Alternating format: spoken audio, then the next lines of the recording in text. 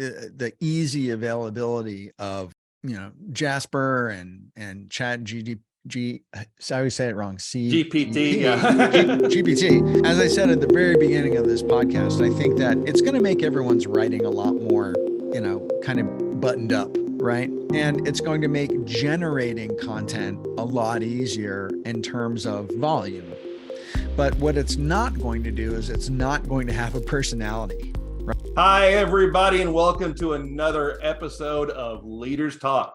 As usual, I am your intrepid host, Andrew Dupie. I am the Chief Relations Officer here at Leaders Press.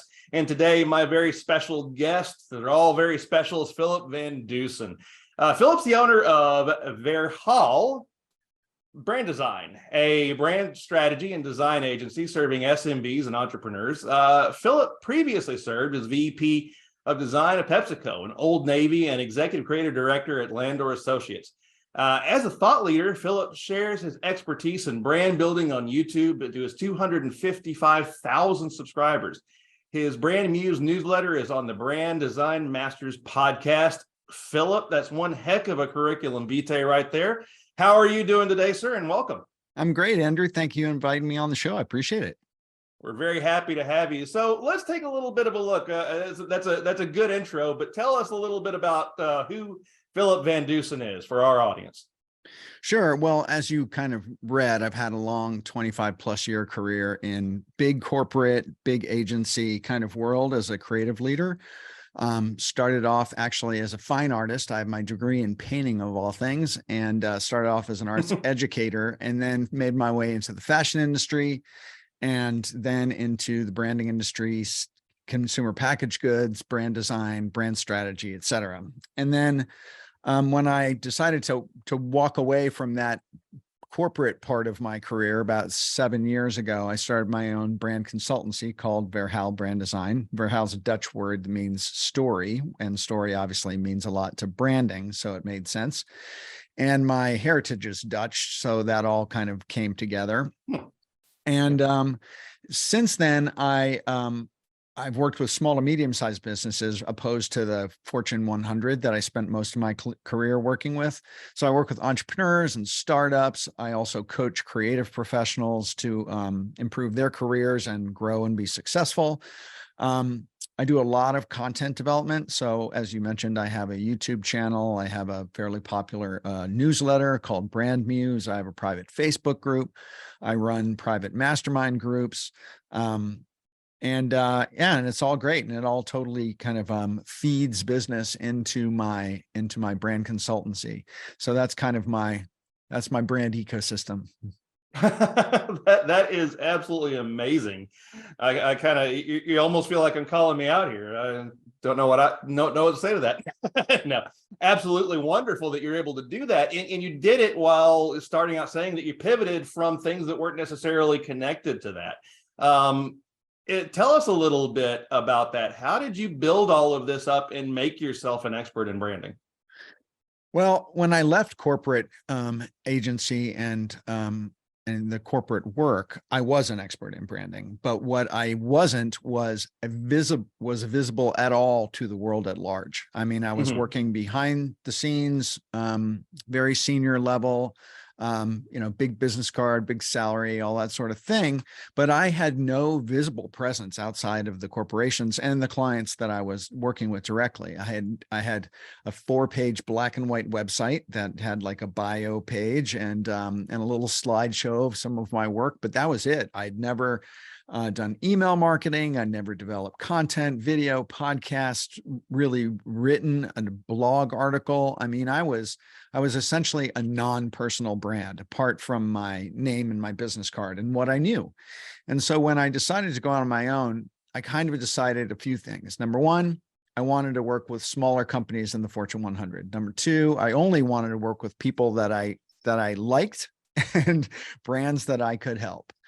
And I wanted to take all of my branding knowledge that I'd used with these giant companies and scale it down in a way, into a process that small to medium-sized businesses could really make use of it, and they could drive their businesses forward, because they can't afford to pay, Landor Associates $200,000 in order to architect a great, strong brand that's going to, make their business succeed.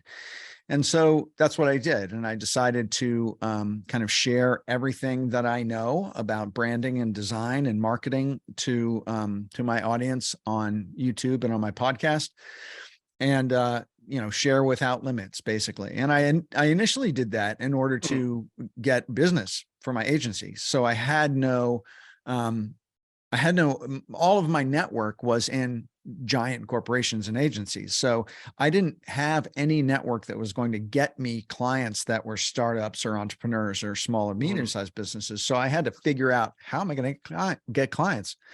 And so I heard about this thing called content marketing, and I just decided, okay, I'm going to start a newsletter. I'm going to build an email list. So that's what I did.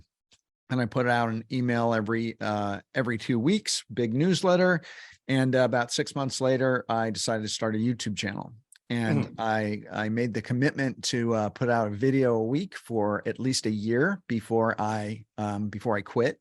So I made a significant kind of commitment to myself, because content marketing is a long game. It takes a while to build up any kind of listenership or viewership or subscribers or followers. And so you really have to commit to a fairly sizable period of time where you're going to produce content, whether you're talking to an empty room or not. And so that's what I did. And over time, I built an audience, and I had a few videos go viral for various reasons. And I built my agency at the same time. That's absolutely amazing. I mean, it's hard, isn't it, to start from, not having any kind of foot in a world. Like you want to get to a certain particular group of Fortune 100s, and you're entrenched in one. A lot of people have issues with figuring out, how are they going to stand out in order to appeal to a new audience when they're trying to shift. What suggestions would you have to someone that's trying to do that? Well, I think that you have to be yourself, for one thing, because it's a lot of people kind of go out there wanting to be the most polished, perfect version of themselves. And people can't relate to perfect. What people relate to are people. So, and also I would say, in the world of, AI and bots that write things for you, coming across as a human being and having a level of personality is what's really going to separate you from the robots and the chat bots in the world these days. So I'm a strong believer in developing a visual brand for yourself. So a brand identity, logo, color palette. We're going to get into talking about that a little bit, I think. So when you show up, you're showing up, with the same look and feel everywhere that you do. So you may show up on LinkedIn or Facebook or Twitter or Instagram. And when you show up, you want to be quickly recognizable. And the quickest way to do that is to establish at least some basic brand identity sort of elements.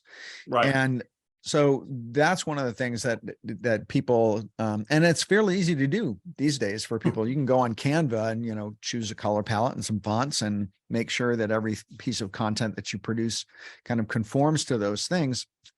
And that's one way to stand out, because a lot of people are not consistent. A lot of people don't have any forethought to how they are making entree out into, the visible world of influencers or content creators. And so when people are making that pivot, to your question, you have to approach it to a certain extent with the same kind of rigor that you do when you're building any kind of brand, which you want to figure out who you're serving, what you're bringing to the party, what problem it is that you're solving for people, where you're going to show up, how you're going to deliver that value. And then also one thing a lot of people kind of give short sheet to, which is, how are you going to engage with people and where are you going to engage with people? Because collecting followers and subscribers is all lovely, but that's a very one-way sort of piece of communication. And to truly develop meaningful and profitable relationships with people, you have to develop, you have to connect with them. So are you going to connect with them in the comments? Are you going to build an email list so you have direct access to your audience? You can communicate with them in a more direct way. And so those are some of the key things that people really need to develop. So it's, the why, the who, the where you're going to show up, and then what are you going to deliver. This leads me to a couple of questions I want to ask a little bit about your lead gen book. If our audience doesn't know, Phillip's written 9 design elements your brand absolutely positively needs. It's a lead generation book that is a short book, which I know a lot of people in our audience are interested in because they have the idea of replacing, let's say, their business card with something they carry around as a book. So tell us a little bit about your methodology, about why you wrote this book, a little bit about what it's about and what it's done for you. Sure. Well, when I, developed a new website, I kind of walked away from my little black and white Wix website and developed a more robust website. And then I started to, as I said, send out my newsletter and my YouTube presence. I knew that one of the goals you have to have whenever you're developing content or building an audience is you have to drive people off the social platform that you're on and into something that you can control. The only thing that we really have any control over when it comes down to it is our own website and our email list. And because at any moment, talk to people on Vine who built $1 million businesses with millions of followers. Vine just disappeared one day and all of their businesses went poof. And that can happen to anybody. And so you have to be really careful and thoughtful about establishing those relationships, driving people off the social platform you are on and onto your website to sign up to your email list. The only way really to get people to cough up their email list these days is to give them something really valuable for free. And so that's where lead magnets came around. And so I developed a lead magnet. It's about a 5-page PDF called, as you said, 9 design elements your brand absolutely positively needs. And I offered that up as a clickable card on my YouTube videos. And I also, when I posted on social media, I would link to it at the bottom and explain what it is. So it would drive people to my website and they would see this lead magnet. They would click on it. They'd give me their name and email address, and then they download it. And so this little ebook is essentially kind of a very quick survey of kind of key visual branding elements that you need to develop, or at least consider developing when you are building a brand, either that being a personal brand or whether that being a business brand. And it's very easily, because it's short, it's very easily digestible. And I just describe these kind of key elements and what they do and why you need them. That's so important. I love that you have just explained exactly what a lot of people ask questions about that we talk to every day. I talk to potential authors all the time. And they say to me, it's like, well, how in the world can I make something that's like, say, a 25, with yours, it's 5-page. How can I make a book like that actually work for me? And I want to talk a little bit about this whole concept, driving people off of the social media platforms and into your own platform, onto your own funnel. A book is a great way to do that. What other ways can you do to try and either weaponize a book to make that work further, or other ways that you can get people to begin consuming your content over relying on YouTube or Spotify or whatever? Well, I'm a big fan of repurposing. So for instance, when I make a video is one of the best ways to repurpose, but you can repurpose an ebook in many different ways. So let's say you, I'm going to use video as an example, and then I'll get to the ebook, but say you develop a video. I can rip the audio from my video and publish it as a podcast. I can take snippets of that video and turn them into audiograms, which are little, very short 1-minute movies with a little sound wave and some audio. You can take that YouTube video and transcribe it and turn it into a blog post. You can break that blog post into little bits and tweet them out individually. So there's a million ways that you can take a piece of content and repurpose it in a lot of different ways. In terms of an ebook, you could do that. You could take the ebook, you could write it in a more kind of long form conversational way, post it as a blog post. You could take it and break it into little snippets, hints, or teasers per se, and publish just a portion of it as a LinkedIn post and link, say, if you're interested, link back to the book. You could take sentences or quotes out of it and drop them on Twitter and use them as tweets. And another thing you can do is you can, if you're trying to get business, you can reach out to people on LinkedIn and say, hey, in this particular case, I could say, hey, went to your website. Number one, it's great being connected with you. I went to your website and I noticed that, you're using about 6 different fonts on your website. And I have this quick little ebook might help you think about that a little bit.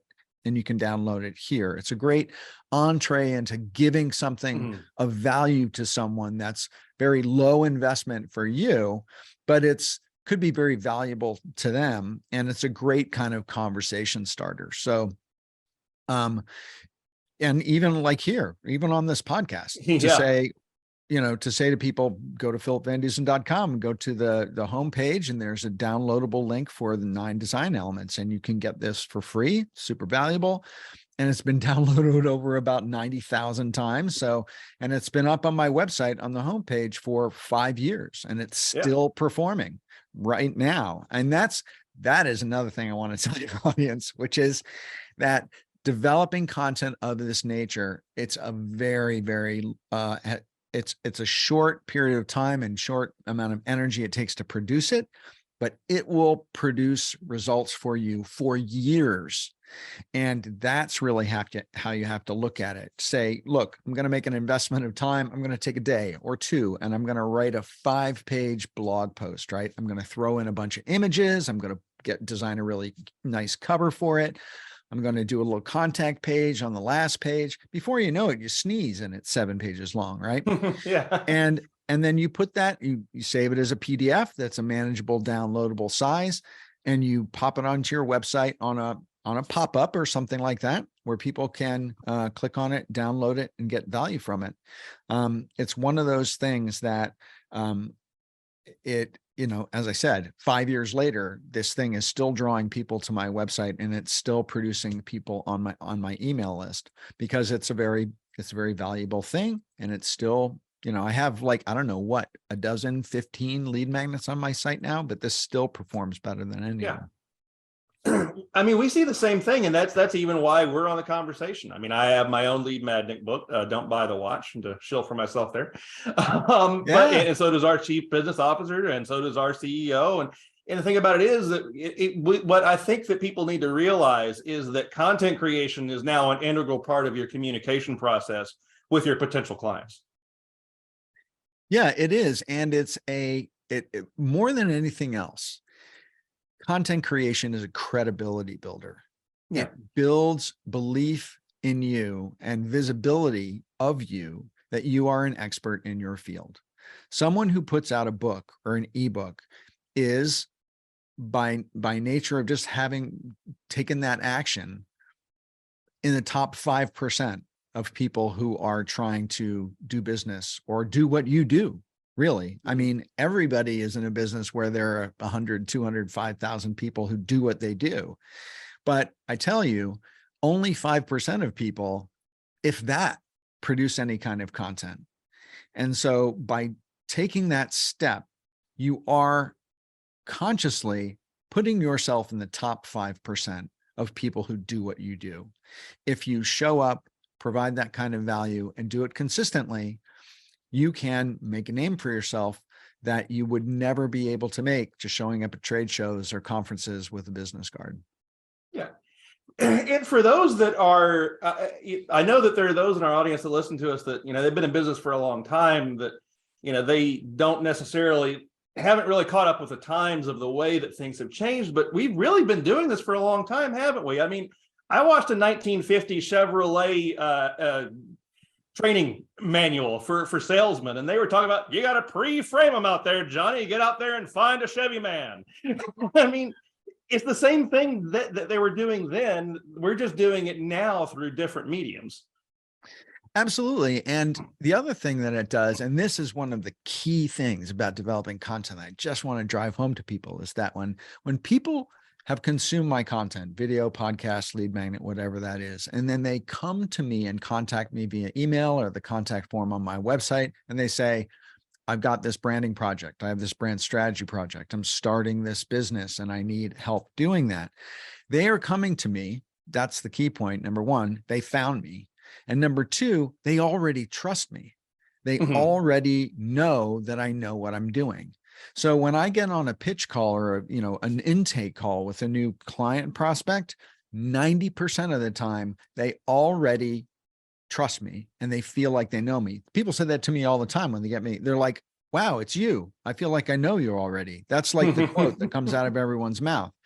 And it just slices off that first 15 or 20 minutes of credibility building and kind of expectation setting that you have to do when you're connecting with any kind of client in any way, shape, or form. So it's a business card on massive steroids, because it is pre-positioning you for success and establishing your presence and brand personality out there in the market without your ever showing up. And then when you do show up, people are already ready to buy.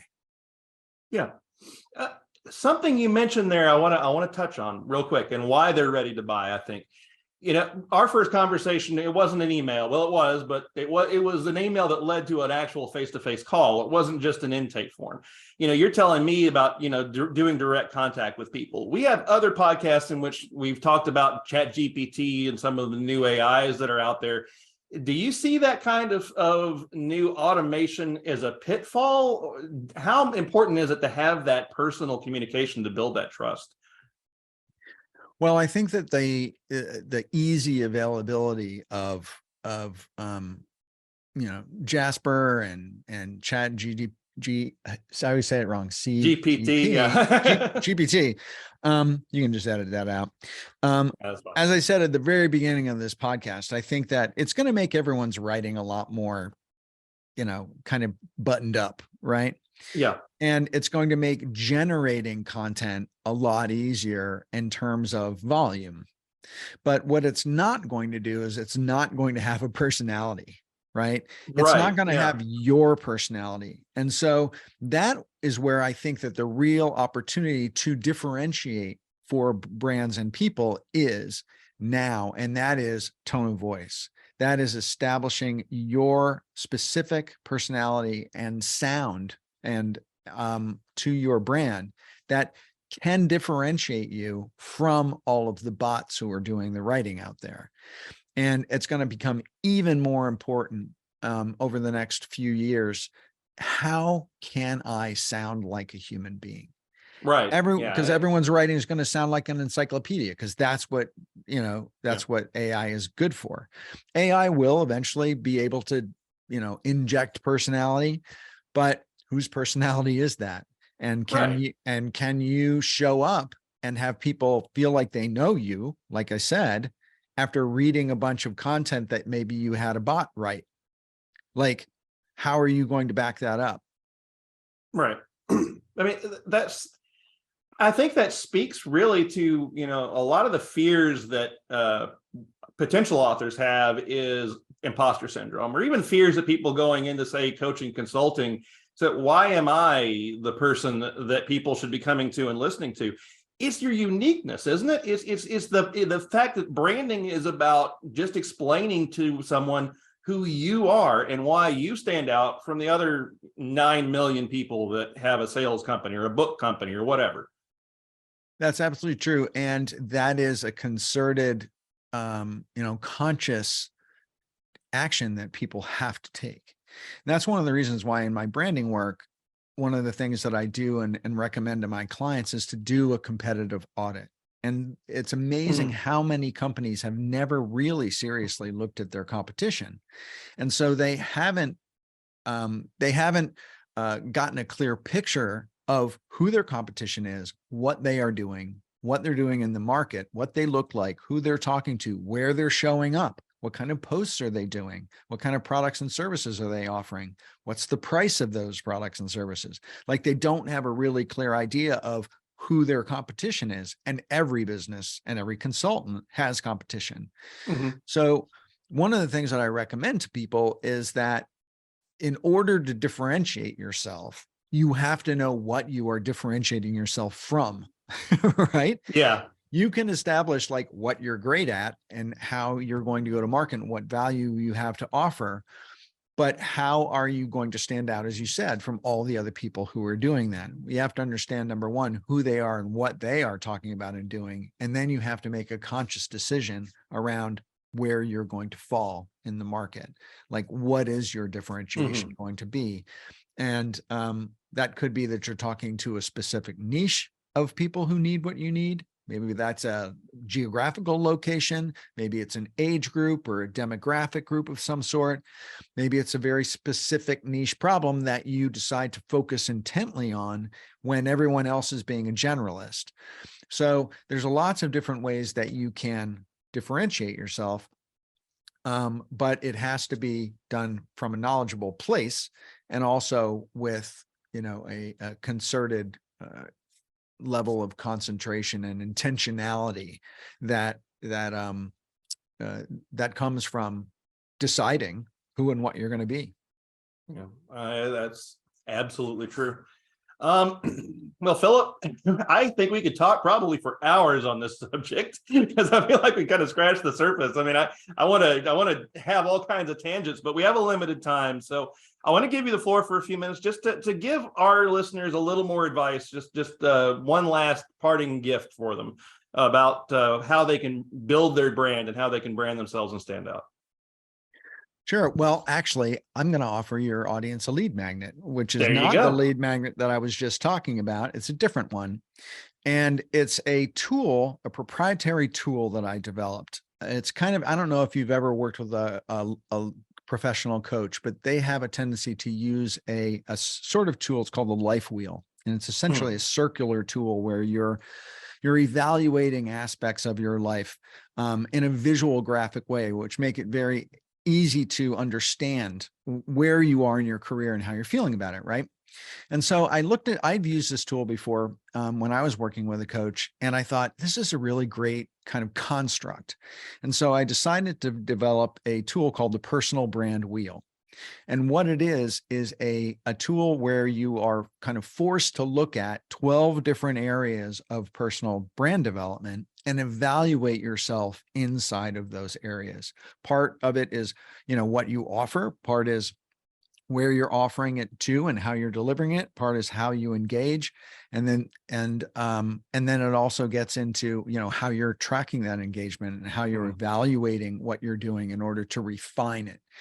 And so if you go to philipvandusen.com/PBW for Personal Brand Wheel, you can download the Personal Brand Wheel, and it's got instructions on exactly how you're supposed to use it.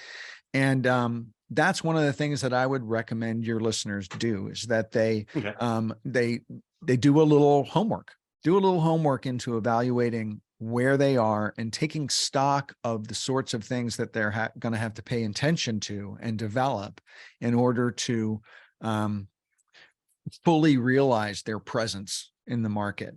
And so that's one of those things that this tool helps you do, because personal branding is it's a very complex thing. I mean, when I came out of corporate, I was naked.